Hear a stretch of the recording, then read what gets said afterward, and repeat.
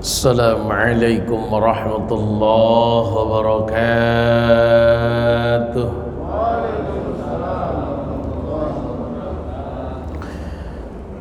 Alhamdulillahil wahidil ahad alladzi lam yalid wa lam yulad wa lam yakul lahu kufuwan ahad. Ahmaduhu subhanahu wa ta'ala wa ashkuruhu ala ni'amih. Allahumma fasalli wa sallim wa barik wa karrim ala sayyidina Muhammadin wa ala alihi wa ashabihi wa atba'ihi wa ummatihi ajma'in, amma ba'd. Faqad qala ta'ala fi kitabihil karim wa huwa asdaqul qailin. A'udzu billahi as-sami'il 'alim minasyaitonir rajim. Wa qur rabbi adkhilni mudkhala sidqi wa akhrijni mukhraja sidq waj'al li min ladunka sultanan nasira wa qul ja'al haqq wa zahaqal batil innal batila kana zahuqa. Wa qala an-nabiy sallallahu alaihi wa alihi wasallam afdalud du'a an tas'ala rabbakal afwa wal afiyah fid dunya wal akhirah fa innaka idza utitahuma fid dunya thumma utitahuma fil akhirah faqad aflahta. Sadaqallahul aliyyul azim, sadaqa rasuluhun nabiyyul habibul karim, wa nahnu ala dzalika minasyahidin wasyakirin walhamdulillahi rabbil alamin. Yang saya hormati, saya muliakan para asatid, guru-guru saya. Yang saya hormati, saya muliakan pengurus DKM Masjid Baitul Izzah. Yang saya hormati, saya muliakan ayah bunda rahimakumullah. Marilah kita sama-sama bersyukur kepada Allah atas seluruh nikmat Allah, yang mana dengan nikmat Allah lah pada kesempatan subuh kali ini kita semua bisa melaksanakan kewajiban kita, yaitu sholat subuh berjamaah. Dilanjutkan dengan kewajiban kita menuntut ilmu, membahas kitab Mukhtarul Ahadits, hadis-hadis pilihan. Mudah-mudahan kehadiran kita pada pagi hari ini menjadi wasilah Allah curahkan rahmat kepada kita, Allah jauhkan musibah dari kita, dan mudah-mudahan segala hajat dunia akhirat kita Allah kabulkan, dan mudah-mudahan apa yang kita lakukan pada pagi hari ini akan dilanjutkan oleh anak cucu kita kelak. Amin ya Allah ya Rabbal Alamin. Rahmat teriring salam semoga Allah curahkan, semoga Allah limpahkan selalu kepada Nabi kita, Rasul kita, yaitu baginda Rasul Muhammad sallallahu alaihi wasallam. Salatullah salamullah ala Taha Rasulillah. Salatullah salamullah ala Yasin Habibillah. Tawassalna bismillah wa bil hadi Rasulillah wa kulli mujahidin lillah bi ahlil badri ya Allah. Salatullah salamullah ala Taha Rasulillah. Salatullah salamullah ala Yasin Habibillah Allahumma salli wa sallim wa barik alaih. Ayahanda bunda rahimakumullah, kita lanjutkan kajian kitab Bukhrul Hadis halaman 25 bagian bawah, Afdhalud Du'a. Nah, di kitab itu sama enggak Ustaz? Coba dilihat halaman 25 sama enggak? Afdhalud Du'a, betul, sama ya? Halaman 25 bagian bawah. Kata baginda Nabi, afdhalud du'a an tas'ala rabbakal afwa wal afiyah fid dunya wal akhirah. Fa innaka idza u'titahumma fid dunya thumma u'titahumma fil akhirah faqad aflahta. Kata baginda Nabi, afdhalud du'a, doa yang paling utama, berdoa memohon kepada Allah yang paling utama, angtas ala rabbaka, engkau meminta, memohon rabbaka kepada Tuhanmu, al afwa, satu, ampunan yang kita pinta, yang kedua wal afiyah, keselamatan, fid dunya, di dunia, wal akhirah, dan di akhirat. Jadi teruslah kita minta ampunan kepada Allah dan keselamatan di dunia dan di akhirat. Kenapa? Fa innaka idza utitahuma fid dunya, karena sesungguhnya engkau apabila diberikan ampunan dan keselamatan di dunia, summa utitahuma fil akhirah, lalu engkau diberikan ampunan dan keselamatan di akhirat, faqad aflahta, maka engkau pasti termasuk golongan orang-orang yang beruntung. Singkat kata, singkat cerita begini, sebagai umat Islam jangan pernah pengen selamat di dunia doang, jangan pernah pengen selamat di akhirat doang, tapi dunia selamat, akhirat selamat. Singkat kata, ini hadis mengajarkan doa sapu jagat. Rabbana atina fid dunya hasanah wa fil akhirati hasanah wa qina adzabannar. Nah, sering-sering baca doa ini. Apalagi bulan Ramadan ada 3 waktu doa mustajabah. 1 ketika waktu sahur, yang kedua ketika sedikit lagi mau azan maghrib, yang ketiga selama sedang berpuasa.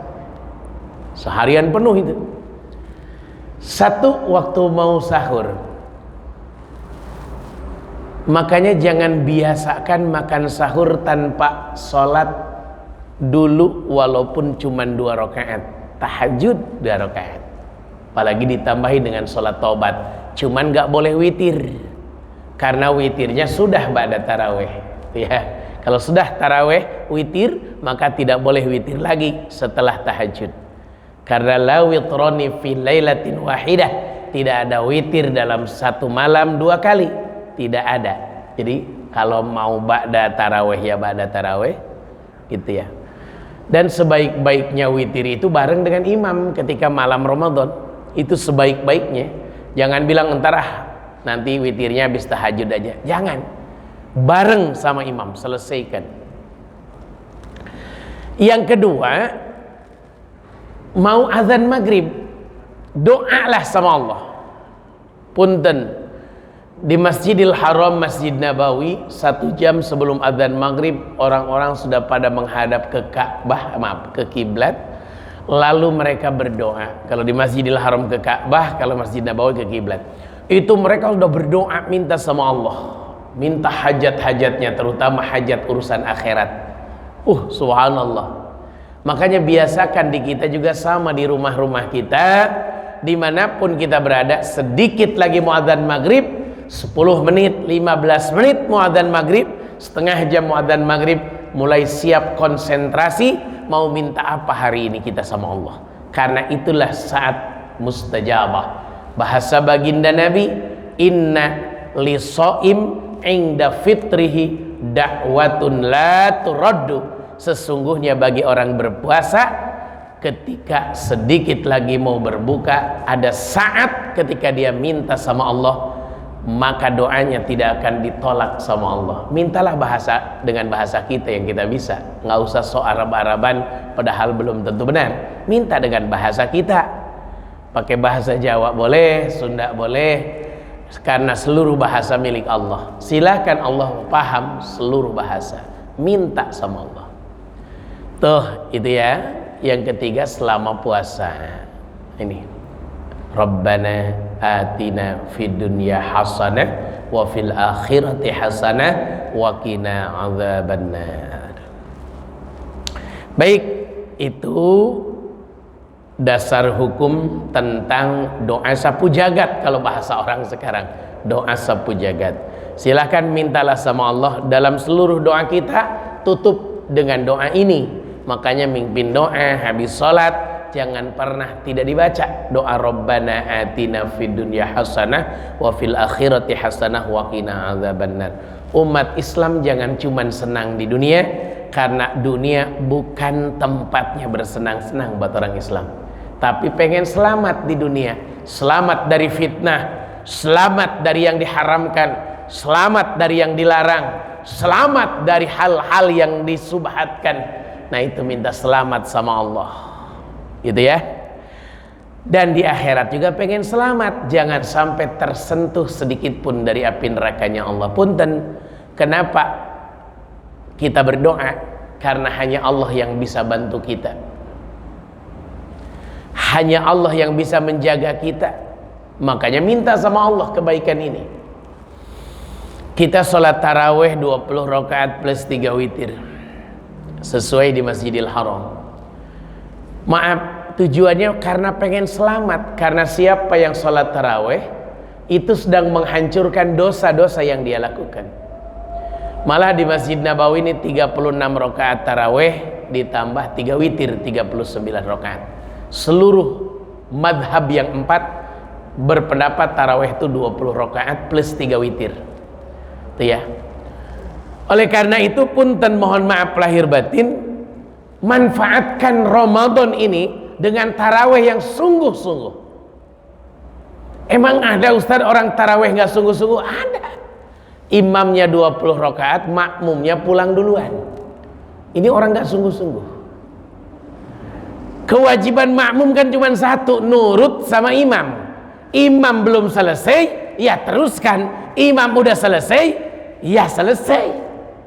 Ketika kita sholat di masjid yang 20 rakaat, maka ikutlah 20 rakaat plus 3 witir.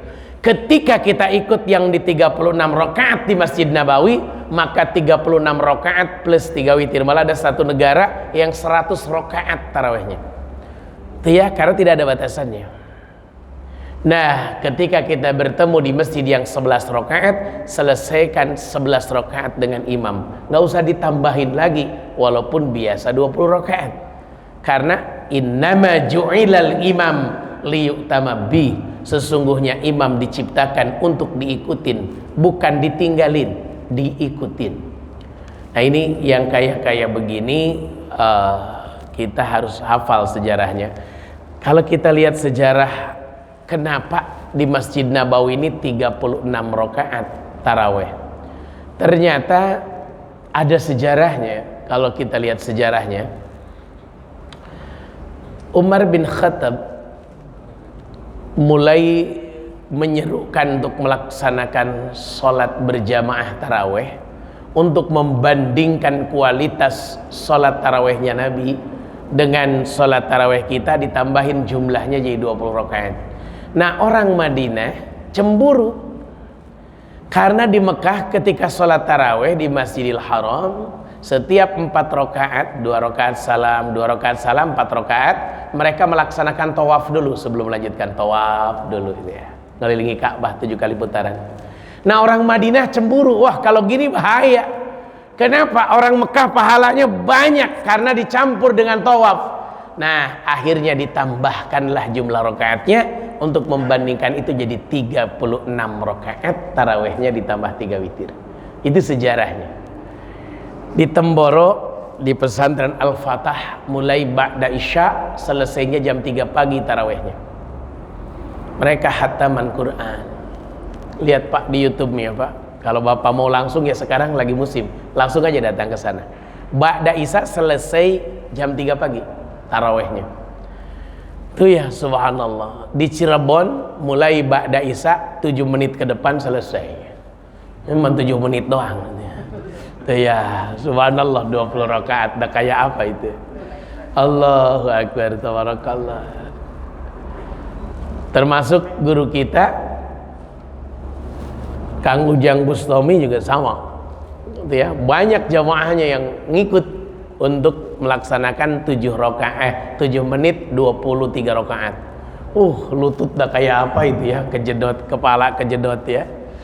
Tapi kalau aslinya lihat dari hadis nabinya, Nabi kalau salat taraweh, salat malam sampai pecah-pecah kakinya saking lama berdirinya.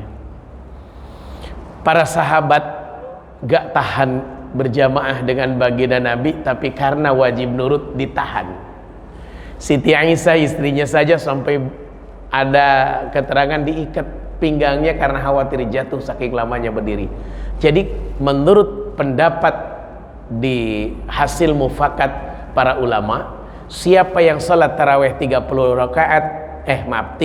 rakaat plus 3 witir, perpendek bacaannya, nggak boleh panjang-panjang. Siapa yang 20 rakaat plus 3 witir, sedang bacaannya. Dan siapa yang 11 rakaat 8 rakaat tarawih plus 3 witir, perpanjang bacaannya, 2 juz 3 juz tiap malam. Jadi urut-urutannya begitu akhirnya. Monggo silahkan tuh ya. Jadi berapapun rakaat yang penting tarawih, cuman ikutin pendapat ulama, silahkan. Jadi yang 11 silahkan, 2 juz semalam nggak apa-apa, sama selesainya tuh ya.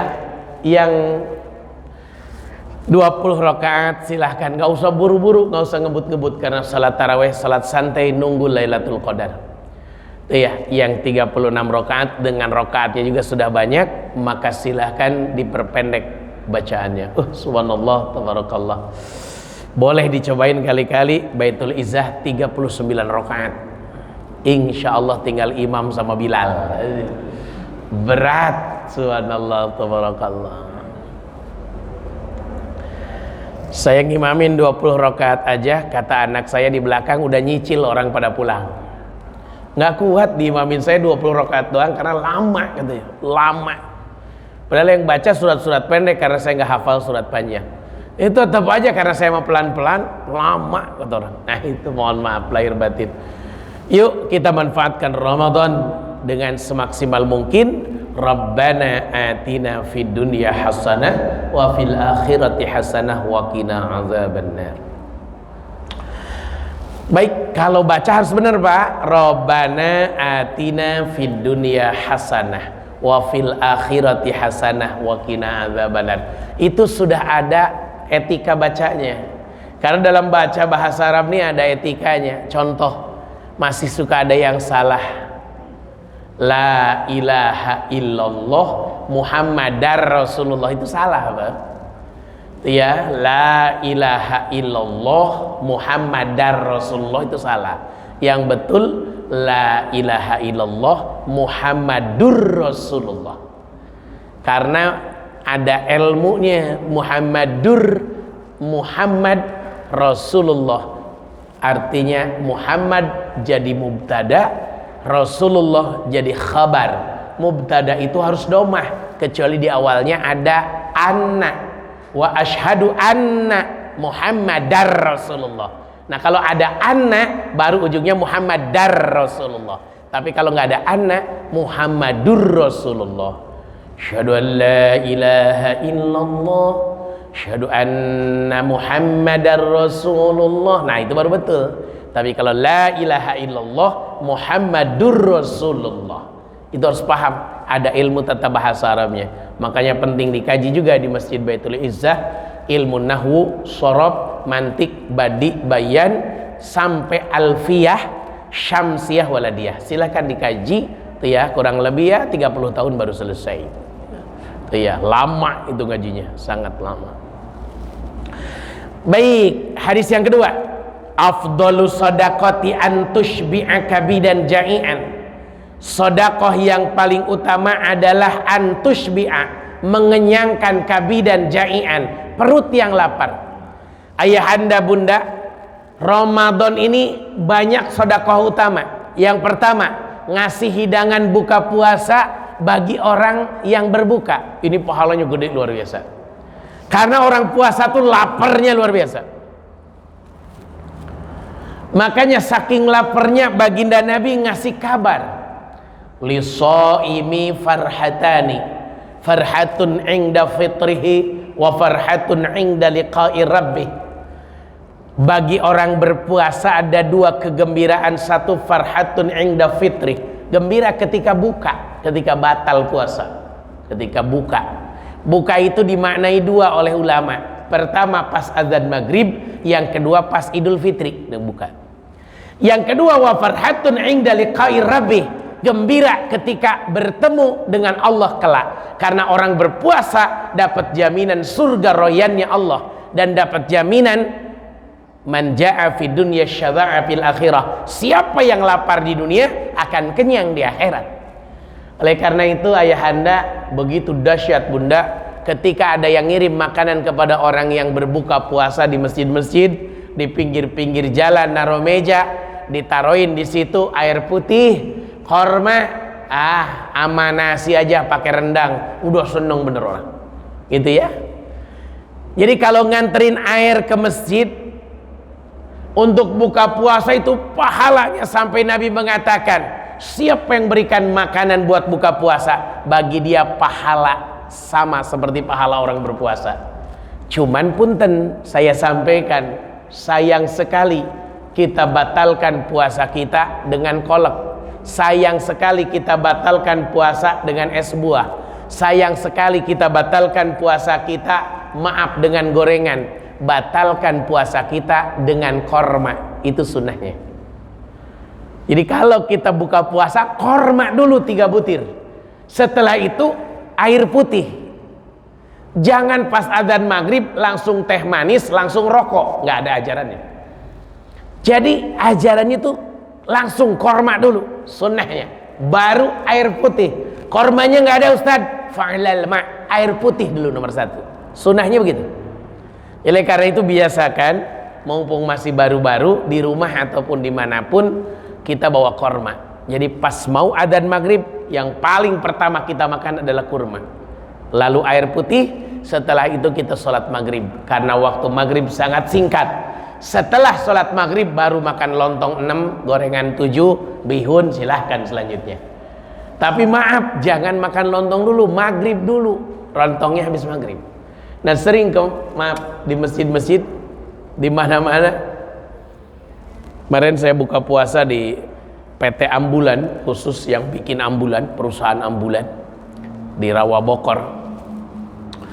Subhanallah, tabarakallah. Ketika buka puasa semua yang diambil gorengan. Kalau nggak ada gorengan itu, saya bilang ada korma nggak? Ada Pak Ustadz. Baik, tolong ambilkan korma. Saya korma dulu lah, gorengannya nanti aja. Subhanallah, karena memang orang tuh bayangannya tuh luar biasa. Kalau udah makan gorengan tuh mantepnya luar biasa. Lontong pakai sambal kacang, bihun, subhanallah.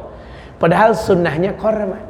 Karena dengan korma, manisnya membuat tenaga kita yang hilang selama 1 hari langsung muncul, timbul lagi tenaga kita, seger lagi. Kenapa harus air putih? Karena mohon maaf lahir batin, syukur-syukur zam-zam ya kalau ada.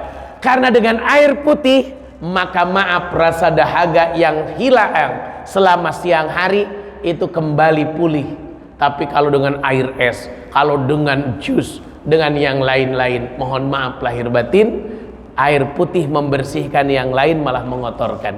Makanya oleh karena itu biasakan ambil sunnah Nabi, karena sunnah diturunkan jadi amalan kita untuk menyelamatkan kita sendiri sebenarnya aslinya. Bayangkan banyak orang sakit gara-gara puasa. Sebenarnya bukan gara-gara puasa, gara-gara cara makan ketika berpuasa salah. Bayangkan perut kita ini panasnya seharian, langsung pas adzan maghrib minum air es, disiram pakai air es. Udah kayak apa? Nah, oleh karena itu banyak orang sakit bilangnya gara-gara puasa, padahal bukan gara-gara puasa. Kalau ngikutin sunnah Nabi dengan puasa maka sehat. Nabi bilang sumu tasihu, puasalah kalian maka Anda sehat. Oleh karena itu dari hadis ini saya mengajak ke ayah bunda sekalian, jangan pernah berhenti bersedekah untuk orang berbuka puasa. Jangan pernah berhenti. Tiap hari hantarkan ke masjid mana air mineral kita akan nyampe. Ada 48 gelas diminum sama 48 orang. Ngalirkan pahala 48 pahala orang puasa. Akan ditaruh mana sore ini korma saya nih? Akan ditaruh di mana gorengan saya sore hari ini? Akan ditaruh di mana air jus saya sore hari ini? Nah, itu mohon maaf lahir batin, jangan ditinggalkan karena ini kesempatan yang luar biasa. Kalau di Mekah itu sampai rebutan orang-orang yang buka lapak, bikin lapak-lapak buat buka puasa tuh menarik-narik, tolong di lapak saya berbuka, di lapak saya berbuka, saking pengen dimakan sama orang berpuasa. Jangan sampailah kita enggak ngirim. Apapun yang kita kirim sangat bermanfaat buat kita dengan kiriman kita. Baik, kenapa kok sodakoh yang paling utama mengenyangkan perut yang lapar? Satu jawabannya, karena orang lapar tuh nggak butuh baju, nggak butuh uang. Yang dibutuhkan itu makanan. Nah, makanan itu bisa didapat dengan cara dikasih uang atau bisa dengan cara langsung makanannya. Makanya fidyah. Kenapa orang bayar fidyah harus memberikan makan kepada orang miskin? Karena untuk menutupi kelaparan orang miskin. Kenapa ada zakat fitrah? Zakat fitrah itu kan tuhratan lis-shaim wa tu'matan lil masakin, mensucikan orang puasa dari lagwi warafaf, dari ucapan yang tidak ada manfaatnya, perilaku yang tidak ada manfaatnya, dan ucapan-ucapan yang kotor. Maaf, yang kedua memberikan makan kepada orang miskin. Makanya mustahik zakat fitrah itu utamakan yang miskin, bukan ke yang mana-mana. Utamakan yang miskin, jangan sampai mereka nggak makan pada hari raya. Itu targetnya. Jadi oleh karena itu ayahanda bunda, jangan pernah meninggalkan sedekah kepada orang miskin, karena itu sangat mengenyangkan perut mereka yang lapar. Subhanallah, banyak orang nggak bisa tidur gara-gara perutnya lapar. Termasuk saya titip, jangan pernah tidak sedekah sama orang gila, karena orang gila itu sangat lapar aslinya, cuman nggak bisa minta. Tuh ya, saya itu di depan pesantren tuh tiap maghrib itu ada orang gila yang nungguin. Kenapa? Dia biasanya siang datang ke pesantren. Orang gila ciri khasnya teriak dia, dor, berarti dia udah nyampe. Nah, biasa gitu. Nah, anak saya biasa ngasih apa yang kita punya lah, apa yang ada di rumah.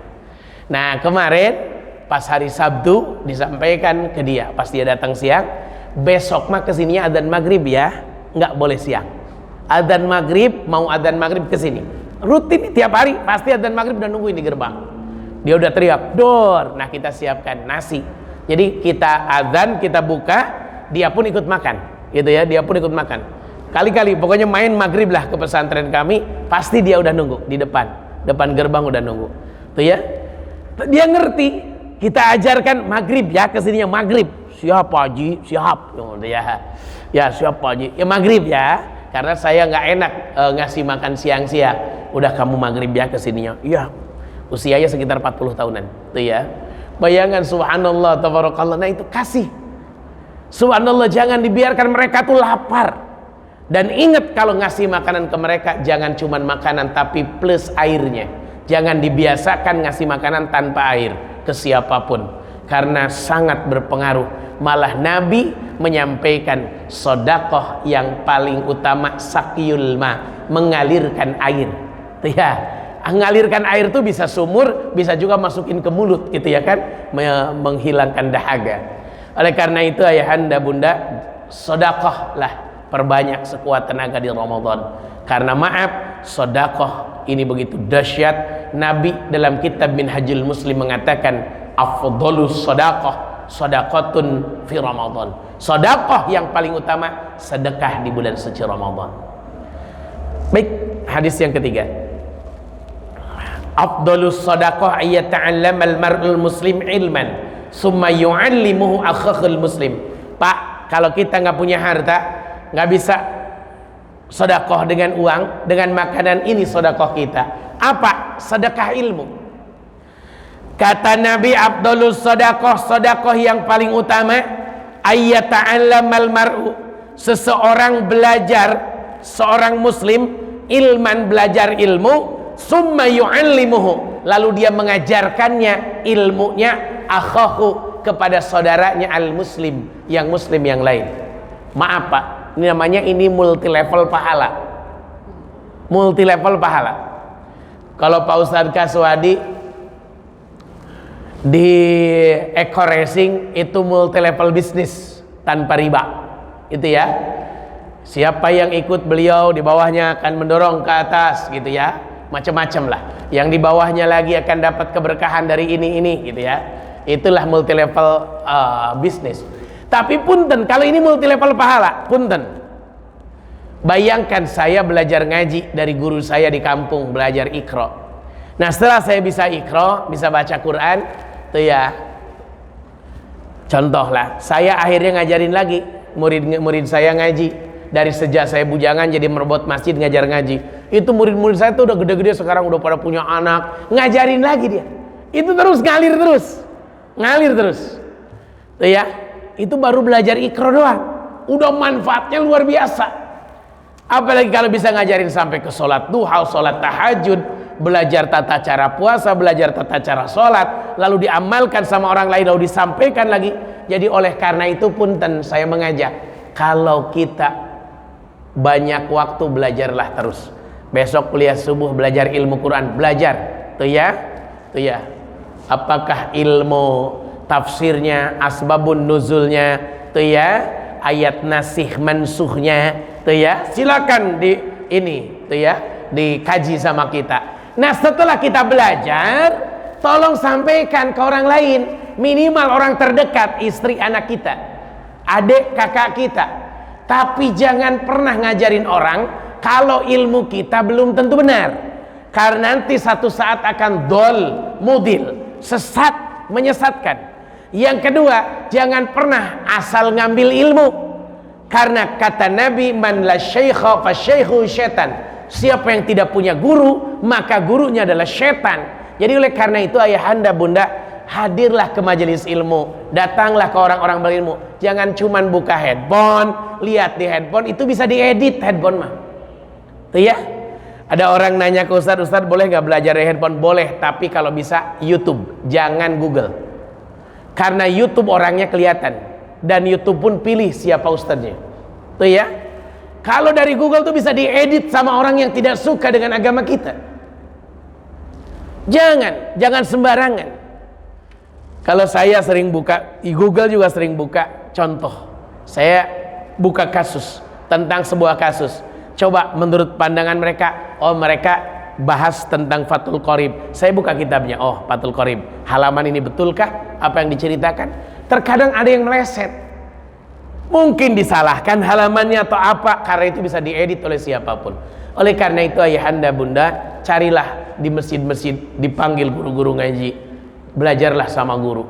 Khawatir kita salah jalan lalu menyampaikan kepada orang lain, maka secara hukum agama dol, mudil, dianya sesat dan akan menyesatkan orang lain. Tuh ya. Baik, itu begitu dahsyat. Makanya ayahanda, seberapapun bunda kita punya ilmu, sampaikan kepada orang lain. Dapat dari mana tuh ilmu? Oh, dapat di pengajian, sampaikan kepada orang lain. Makanya kalau ada orang bertanya ke saya, Ustaz, coba berikan saya wiridan, yang dengan wiridan itu saya terbenteng dari setan. Saya bilang, berwiridanlah sesuai yang dicontohkan Nabi. Saya nggak berani ngajarin sesuatu yang tidak dicontohkan oleh Nabi. Karena seorang guru ngaji mengajarkan sesuatu yang tidak dicontohkan oleh Nabi, tidak diajarkan oleh Nabi, itu bahaya. Itu ya, nggak boleh sembarangan. Atau menetapkan sebuah keputusan tanpa betul-betul ada dasar hukum yang kuat, itu bahayanya luar biasa. Jadi oleh karena itu ayahanda ngaji terus. Setelah punya ilmu, kita berikan ke saudara kita, ke anak kita, ke keluarga kita, maka itu termasuk sodakoh yang paling utama, sodakoh yang sangat baik, sodakoh yang begitu luar biasa. Baik, terakhir, hadis terakhir. afdalul ibadah, ibadah yang paling utama. Kalau tadi sedekah yang paling utama, kalau ini ibadah yang paling utama, ajron, pahalanya. Ada ibadah yang pahalanya utama dan besar. Apa? Sur'atul qiyam min indil marid, cepat-cepat berdiri dari orang sakit. Singkat kata, hadis ini sebagai referensi tentang keutamaannya menjenguk orang sakit. Kalau ngedengar saudara kita, keluarga kita, apalagi orang tua kita sakit, cepat-cepat jenguk. Sekali lagi, cepat-cepat jenguk. Jangan sampai tidak dijenguk. Kenapa? Karena itu pahalanya luar biasa. Dan kalau ngejenguk orang sakit bukan ngapa-ngapain, kecuali menghibur dan mendoakan. Jangan suka menambah berat pikiran. Kenapa Pak? Sakit, sesak napas. Waduh Pak, hati-hati. Kemarin juga yang RT sebelah kan sesak langsung meninggal. Itu bahaya. Karena terkadang penyakit itu bukan karena makanan, bukan karena yang lain, tapi karena pikiran. Waduh, berarti maaf punten Pak, ketika musim Covid, punten, saya melarang mengumumkan orang meninggal di masjid. Jadi kalau mengumumkan, saya bilang pakai WA saja di WA group. Kenapa? Karena ternyata orang yang lagi sesak napas Covid Pak, ngedenger berita meninggal dunia di pengeras, langsung ngedrop Pak. Waduh, besok jatah saya berarti. Udah langsung begitu Pak. Nah, ini cerita mereka. Sekali lagi, ini ceritanya kena Covid. Jadi ketika di masjid doa innalillahi, udah langsung kepikiran, wah saya sebentar lagi berarti. Punten, ada sampai ibu-ibu tuh udah pesan ke ibu-ibu yang lain. Ketika dia lagi Covid, di musola diumumkan innalillahi, dia langsung telepon temannya, kalau saya mati tolong ya, tolong jangan sampai nggak dimandikan, saya mandikan. Itu lagi kena Covid. Saking udah langsung ngedrop pikirannya. Makanya mohon maaf, ketika ada orang sakit kita jenguk, hibur Pak, insya Allah Allah akan mengangkat penyakit Bapak. Bapak akan sehat lagi, semangat terus gitu.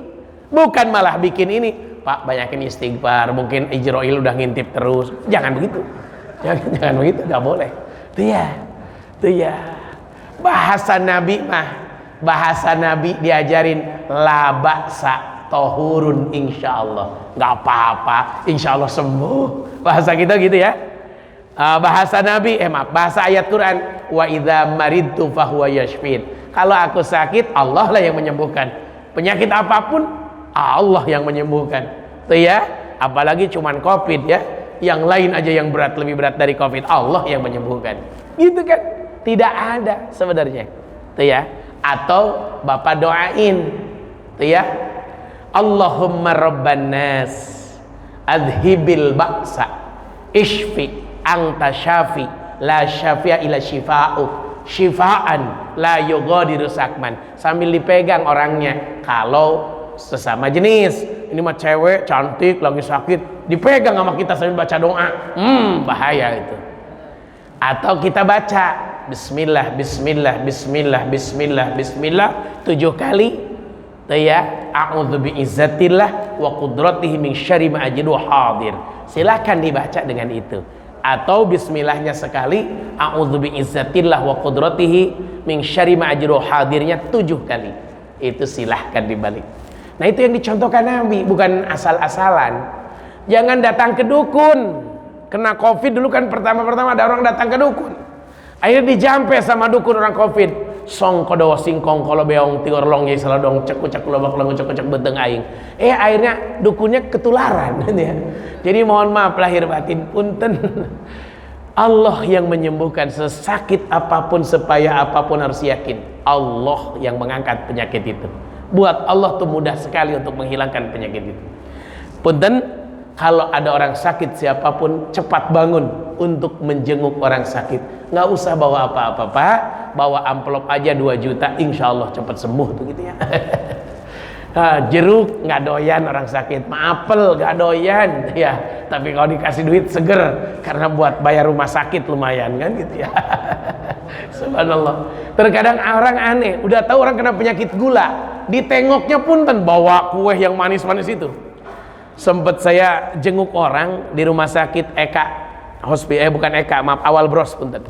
Awal Bros. Saya datang ke sana menjenguk. Saya bilang, Bu Haji, saya jenguk Pak Haji, mohon maaf, saya tidak bisa lama, saya bantu doa saja. Saya angkat tangan, diaminkan, doa, ya. Pas pulang, Pak Ustadz, maaf, meminta tolong, bawain nih buat santri, kue pas tumpuk begini. Emang kenapa? Ini orang ngejenguk, bawanya kue manis semua, sedangkan ini kan nggak boleh. Jadi di kulkas dikeluarkan semua kue, akhirnya 2 plastik saya tenteng itu kue. Saya bilang nggak apa-apa ini, saya nggak bawa apa-apa, malah Pak Ustadz doanya juga udah luar biasa. Emang Ustadz modalnya doa bukan amplop, kata saya. Jadi punten, mohon maaf lahir batin. Akhirnya saya yang bawa pulang jadinya. Kata saya, kan buat Bu Haji di sini. Saya juga nggak boleh makan manis-manis Pak Ustadz. Ayo udah, rezeki saya kalau gitu. Dahsyat ya. Subhanallah. Jadi apa kebutuhan orang yang sakit? Kita tanya, kira-kira sakitnya apa? Ya, lalu kita doakan, lalu kita hibur. Bawalah kebutuhan orang sakit. Biasa yang paling dibutuhkan oleh orang sakit adalah uang biasanya, bukan yang lain biasanya. Baik, itu yang bisa saya sampaikan. Mohon maaf bila ada ucapan yang tidak berkenan. Mari kita tutup dengan doa. Astaghfirullahaladzim, astaghfirullahaladzim. Allahumma sholli wa sallim ala sayyidina Muhammadin fil awwalin wal akhirin wa barik wa karim radhiyallahu tabaraka wa ta'ala kulli sahabati Rasulillah ajma'in. Alhamdulillahi rabbil alamin hamdan syakirin hamdan na'imin hamdan yuwafi ni'amahu yukafi mazidah. Ya Rabbana lakal hamdu wa lakal syukru wa lakal mulku wa huwa ala kulli syai'in qadir. Allahumma inna asbahna nushhiduka wa nushhidu hamalat arshik wa malaikataka wa jami' khalqik annaka antallah la ilaha illa anta wahdaka la syarika lak wa anna Muhammadan 'abduka rasuluk. Allahumma inna nas'aluka ridhaka wal jannah wa na'udzubika min sakhatika wan nar. Allahumma inna nas'aluka minal khairi kullihi ma 'allimna minhu wa ma lam na'lam wa na'udzubika minasy syarri kullihi ma 'allimna minhu wa ma lam na'lam bi rahmatika ya arhamar rahimin.